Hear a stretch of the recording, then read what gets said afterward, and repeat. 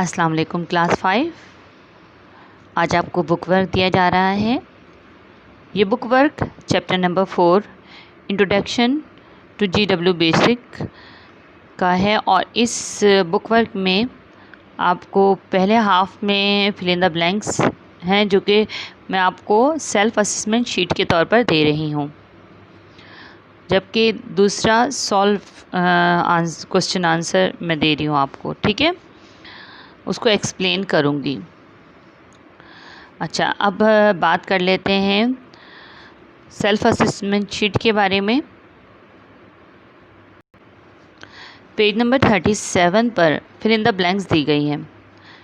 ये fill in the blanks related है GW BASIC के बारे में। मैं इसके बारे में एक शॉर्ट रिव्यू आपको दे देती हूँ, आप इसे तवज्जो से सुनिए और फिर इसके अकॉर्डिंग आप इन फिल इन द ब्लैंक्स को फिल कीजिएगा। ठीक है, सबसे पहली चीज़ कि कंप्यूटर को हम कमांड और इंस्ट्रक्शन के स्टेटमेंट के थ्रू जो है वो इंस्ट्रक्ट करते हैं, यानी कि कंप्यूटर पे जो भी काम करना होता है तो हम कमांड और स्टेटमेंट के ज़रिए करते हैं। इसी तरीके से सिंटैक्स इसका सबसे लाजमी जुज़ होता है, यानी जो ग्रामर हम यूज़ कर रहे होते हैं उसे सिंटैक्स कहा जाता है, जिसकी वजह से आप के प्रोग्राम में कोई एरर नहीं आता। ठीक है, दूसरी चीज़ ये कि जीडब्ल्यू बेसिक के हवाले से जो भी प्रोग्राम हम बनाते हैं वो बेस किस पे कर रहा होता है, स्टेटमेंट और कमांड पर। स्टेटमेंट हर नई लाइन के साथ एक नई स्टेटमेंट लिखी जाती है और हर स्टेटमेंट की शुरू में लाइन नंबर मेंशन किया जाता है। आप यहाँ देख सकते हैं कि नीचे जो लिखा हुआ है लिस्ट वगैरह, ये कमांड है, ये डायरेक्ट एग्जीक्यूट होते हैं फंक्शन की के ज़रिए भी, और अगर आप इसके लिख के लिस्ट लिखेंगे और एंटर करेंगे तो भी डायरेक्ट अप्लाई हो जाएगी। ठीक है, यहाँ नीचे क्लिक करेंगे तो भी हो जाएगी। इसी तरीके से यहाँ अगर आप इस प्रोग्राम को देखें तो प्रोग्राम में टेक्स्ट लिखा हुआ है और तमाम इन्वर्टेड कॉमर्स वगैरह, ये सिंटैक्स है उसके। ठीक है, जो उसकी रूल्स और रूल्स जिसके थ्रू प्रोग्राम आपने लिखा है। अब इसके बाद यहाँ देखें हर स्टेटमेंट एक नई लाइन नंबर से शुरू हो रहा है और हर लाइन नंबर के स्टार्ट में नंबर है। ठीक है बेटा, ये बात आपने तवज्जो से समझ ली है। अब हम आते हैं सेल्फ असेसमेंट शीट की तरफ। फिर इन द ब्लैंक्स को गौर से देख लीजिए। Computer can be instructed through dash and dash. Computer को हिदायत किसके ज़रिए से आप हिदायत दे सकते हैं, डैश और डैश के ज़रिए। ठीक है, लेकिन but the dash must be followed carefully to avoid any error. लेकिन एक और चीज़ होती है जिसको फॉलो करना बहुत ज़रूरी होता है ताकि आप किसी भी एरर से बच सकें। ठीक है, ah dash can be created statement and commands. Statement और कमांड के ज़रिए क्या आप बना सकते हैं, ज़ाहिरी बात है जीडब्ल्यू बेसिक है तो क्या बना रहे हैं उस पर। ठीक है, each dash has to be written in a line number.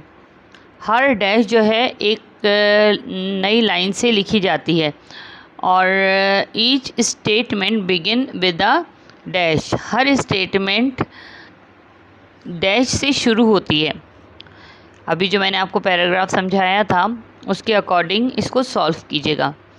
अब हम आते हैं नेक्स्ट की तरफ, जो कि है what do these commands and statement enable us to do.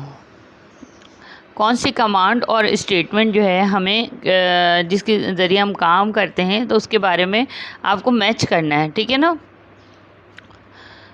सबसे पहले लोड की कमांड आ रही है तो इसके लिए है लोड हम कब यूज़ करते हैं, move a program from secondary storage to primary storage.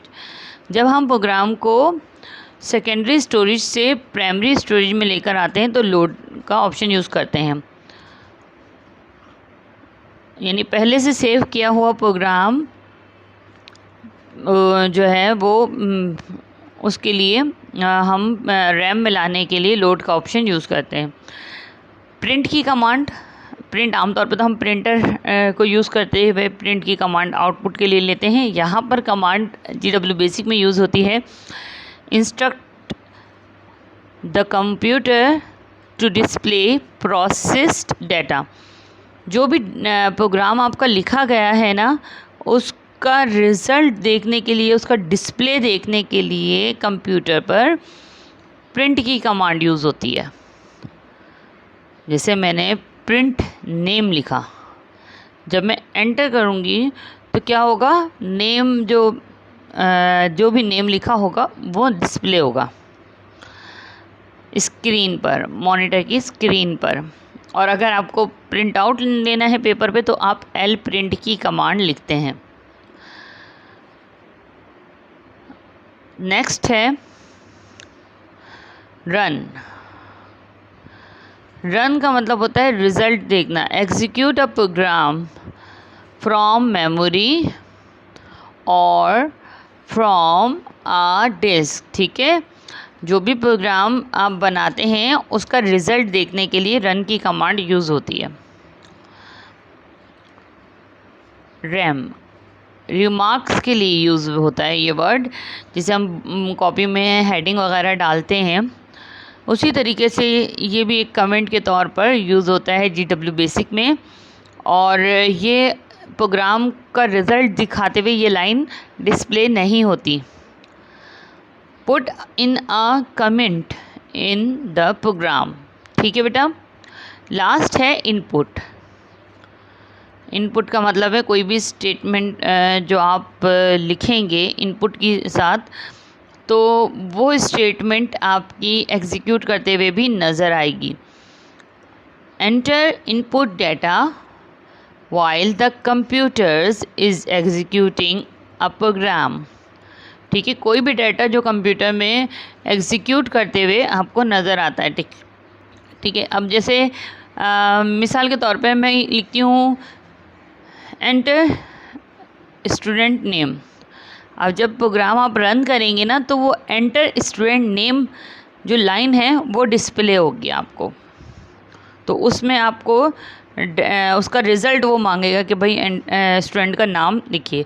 ठीक है, तो बेटे ये था आपका आज का वर्क। ठीक है।